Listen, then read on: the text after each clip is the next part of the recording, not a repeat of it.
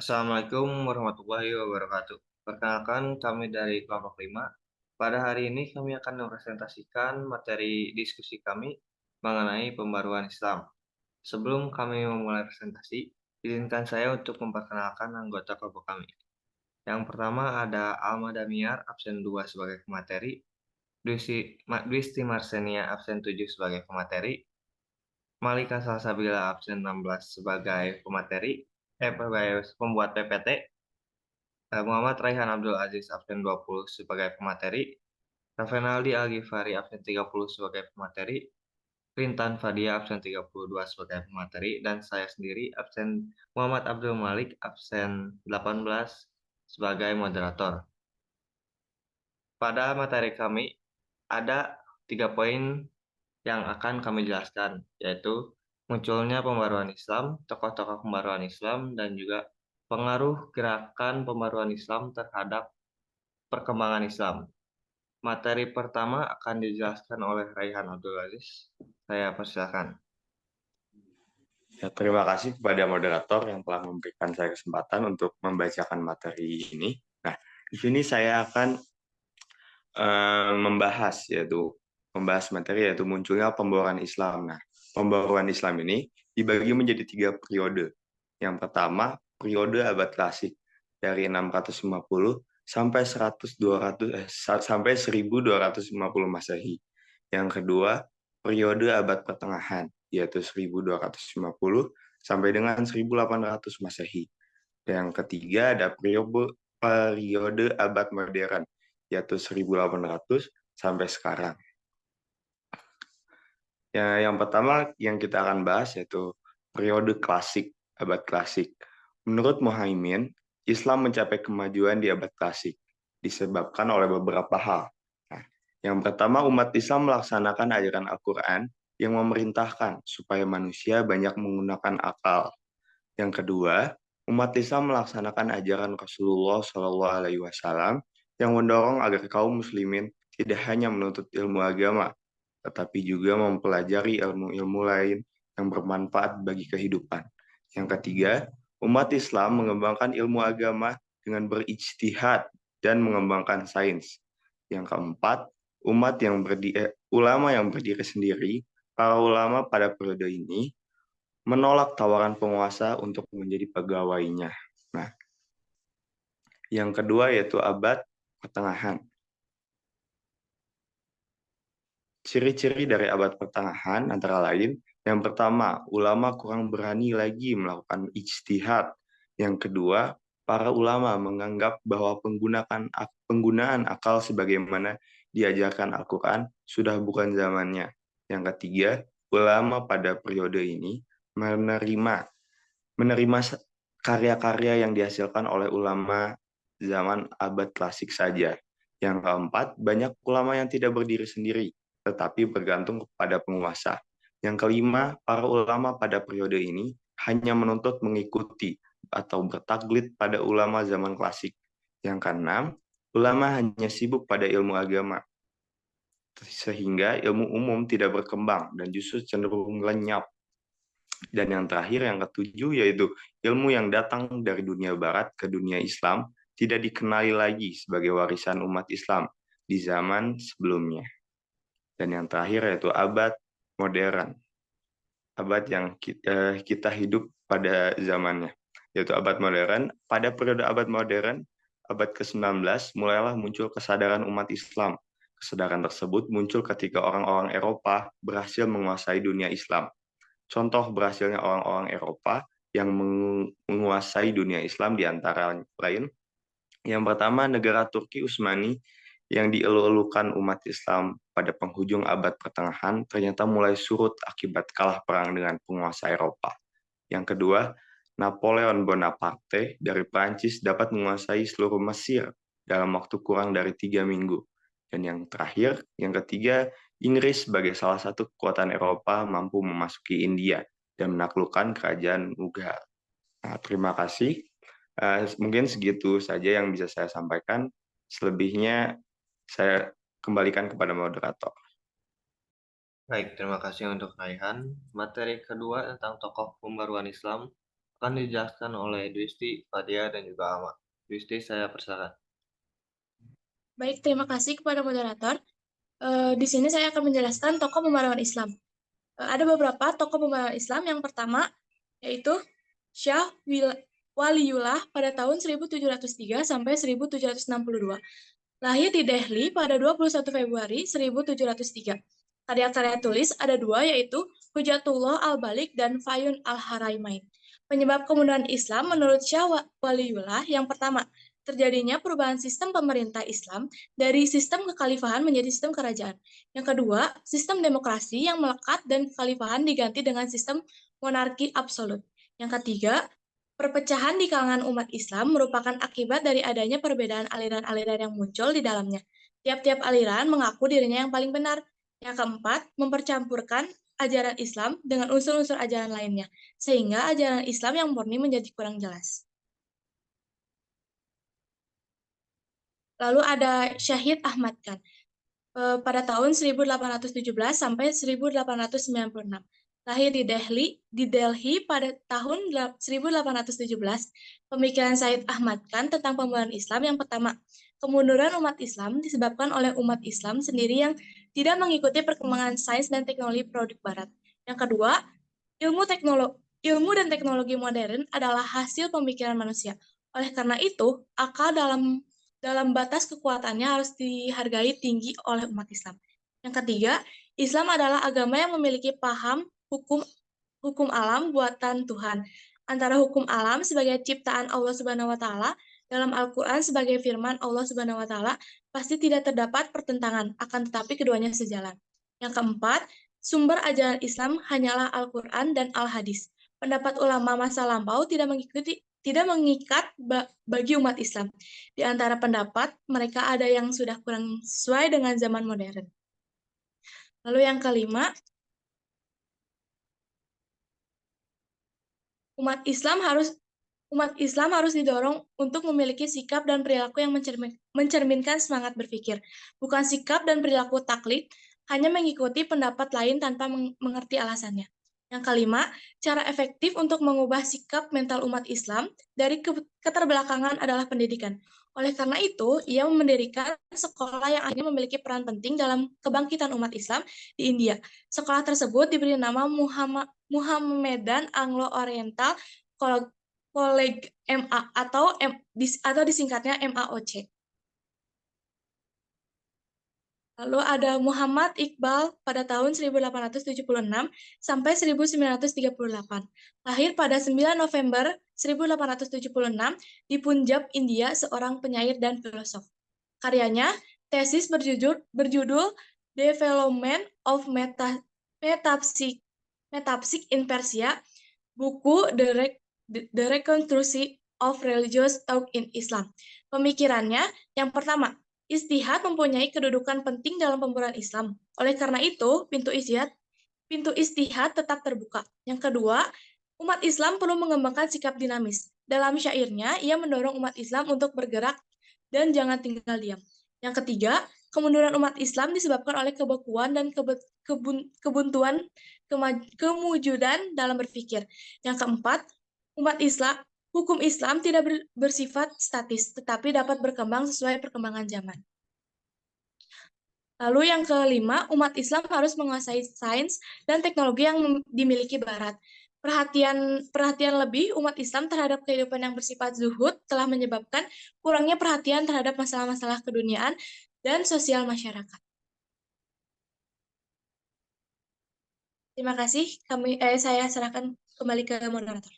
Baik, terima kasih untuk diskusi. Materi akan dilanjutkan oleh Intan Fadia. Saya persilakan. Terima kasih moderator. Selanjutnya saya akan melanjutkan penjelasan dari Dwisti.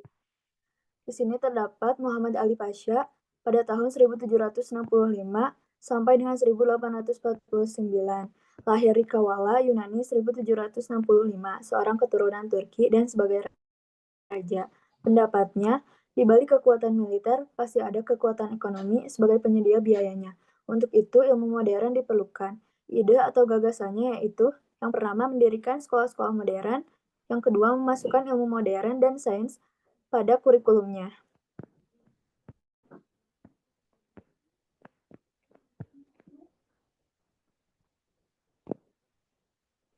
Lalu ada Rifa'ah Baidawi Rafi Al-Tahwawi, lahir pada tahun 1810 di tahta Mesir.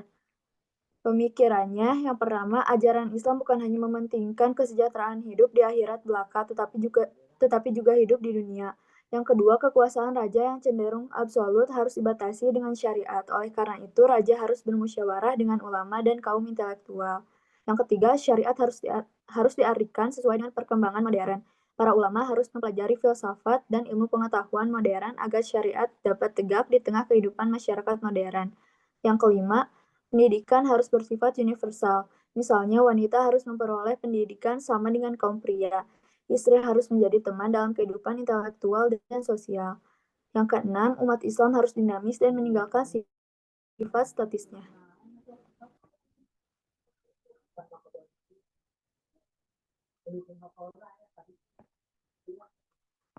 Lalu ada Jamaluddin Al-Afghani pada tahun 1839 sampai dengan 1897. Lahir pada tahun 1839 di Provinsi Kumar, Afghanistan. Pemikirannya yaitu yang pertama, kemunduran Islam tidak disebabkan karena Islamnya. Kemunduran itu disebabkan oleh berbagai faktor yang terdapat dalam diri umat Islam sendiri. Yang kedua, umat Islam harus kembali kepada ajaran Islam yang murni. Islam juga harus dipahami dengan akal serta kebebasan berpikir. Yang ketiga, corak pemerintah autokrasi dan absolut harus diganti dengan pemerintah demokratis. Kepala negara harus bermusyawarah dengan pemuka masyarakat yang berpengalaman. Yang keempat, tidak ada pemisahan antara agama dan politik. Rasa solidaritas antar umat Islami atau pan-Islamisme harus dihidupkan kembali di dunia Islam.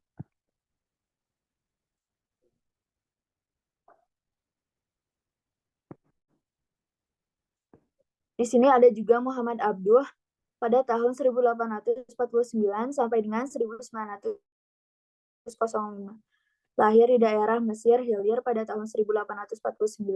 Ide-ide yang membawa dampak positif bagi perkembangan pemikiran Islam yaitu yang pertama, pintu ijtihad masih terbuka lebar bagi umat Islam. Ijtihad merupakan dasar penting dalam menafsirkan kembali ajaran Islam.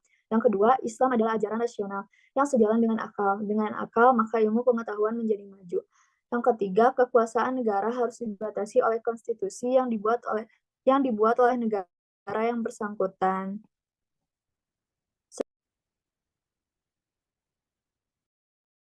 Baik, terima kasih untuk Fadia. Materi akan dilanjutkan oleh Alma Damir. Saya persilakan. Baik, terima kasih kepada moderator. Selanjutnya, yaitu Muhammad Rashid Rida. Murid dari Muhammad Abduh lahir pada tahun 1965 di Al-Qolamun, Desa Lebanon, Syria. Karyanya yaitu majalah berjudul Al-Manar yang bertujuan mengadakan pembaruan dalam bidang agama, sosial, ekonomi, dan memurnikan tauhid umat Islam. Kemudian pemikirannya yang pertama, di tengah kehidupan umat Islam harus ditumbuhkan sikap aktif dan dinamis. Kemudian yang kedua, umat Islam harus meninggalkan sikap dan pemikiran kaum fatalis, Jabariyah, yaitu kaum yang hanya pasrah pada keadaan. Kemudian yang ketiga, akal dapat digunakan untuk menafsirkan ayat dan hadis tanpa meninggalkan prinsip umumnya. Yang keempat, umat Islam harus menguasai sains dan teknologi untuk mencapai kemajuan. Kemudian yang kelima, kemunduran umat Islam disebabkan karena ada banyak unsur ajaran bukan Islam yang sudah masuk terlalu jauh ke dalam ajaran Islam, sehingga ajaran Islam di tengah kehidupan umat Islam tidak murni lagi. Oleh karena itu, perlu dilakukan pemurnian ajaran Islam di tengah kehidupan umat Islam.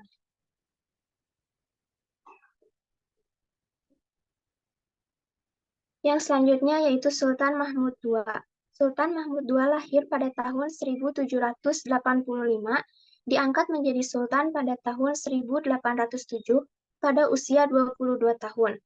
Pemikirannya yang pertama, menerapkan sistem demokrasi dalam pemerintahannya. Yang kedua, menghapus pengutusan sultan yang dianggap suci oleh rakyatnya. Yang ketiga, memasukkan bidang keilmuan umum ke dalam kurikulum lembaga-lembaga pendidikan madrasah. Yang keempat, mendirikan sekolah Maktebi Ma'arif untuk mempersiapkan tenaga-tenaga administrasi dan mendirikan Maktebi Ulum I'edadiyat untuk mempersiapkan tenaga-tenaga ahli penerjemah. Kemudian yang kelima, mendirikan sekolah kedokteran, militer, dan teknik.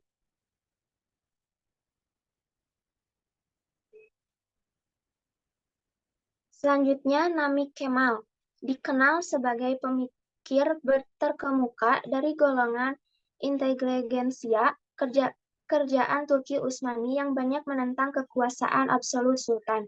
Pemikiran Nami Kemal tentang kemunduran kerajaan Utsmani dan alternatif solusinya. Yang pertama, kondisi ekonomi dan politik kerajaan Turki Utsmani tidak beres. Solusi yang ditawarkan adalah perubahan sistem pemerintahan absolut menjadi pemerintahan konstitusional. Yang kedua, rakyat memiliki hak-hak politik yang harus dihormati dan dilindungi rakyat. Yang ketiga, pemerintahan demokratis tidak bertentangan dengan ajaran Islam, sebab negara yang dibentuk dan dipimpin oleh 4 khalifah sepeninggal Rasulullah SAW sebenarnya memiliki corak demokrasi. Sistem bayat yang terdapat dalam pemerintahan para khalifah pada hakikatnya merupakan kedaulatan rakyat.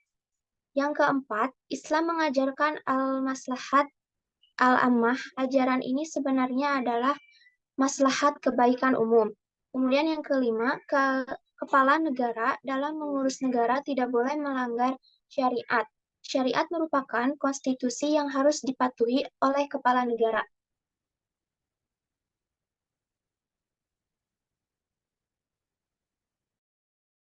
Baik, terima kasih untuk kamu, Damiar. Materi ketiga akan dijelaskan oleh Revenaldi Algifari. Saya persilakan.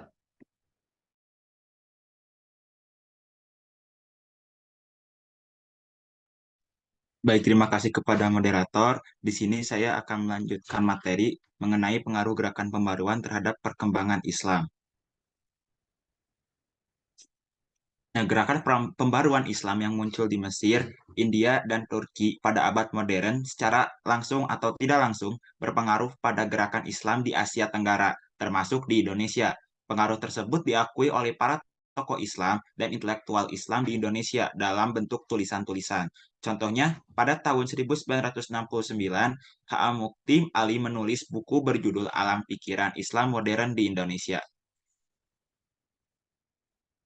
Dari buku H.A. Mukti Ali ini dapat diketahui adanya 5 faktor yang mendorong munculnya gerakan pembaruan Islam di Indonesia, yaitu yang pertama adanya kenyataan ajaran Islam yang bercampur dengan kebiasaan yang bukan Islam. Yang kedua, adanya lembaga-lembaga pendidikan Islam yang kurang efisien. Yang ketiga, adanya kekuatan misi dari luar yang mempengaruhi gerak dakwah Islam. Keempat, adanya gejala dari golongan inteligensia tertentu yang merendahkan Islam. Dan yang kelima, adanya kondisi politik, ekonomi, dan sosial Indonesia yang buruk akibat penjajahan. Nah, melihat dari 5 poin tersebut, maka para ulama pembaru Islam melakukan 5 gerakan besar pembaruan, yaitu 1. Membersihkan Islam di Indonesia dari pengaruh dan kebiasaan yang bukan Islam. Yang kedua, mereformulasi doktrin Islam dengan pandangan alam pikiran modern.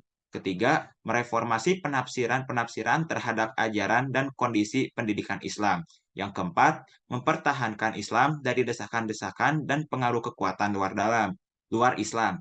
Dan yang kelima, melepaskan Indonesia dari belenggu penjajahan. Dan yang terakhir adalah perilaku mulia. Hal yang bisa diambil dari tokoh-tokoh pembaruan Islam. Yang pertama, kegigihan mengawal fondasi ajaran-ajaran Islam agar tetap tegak berdiri di tengah-tengah umat Islam yang memiliki budaya lokal.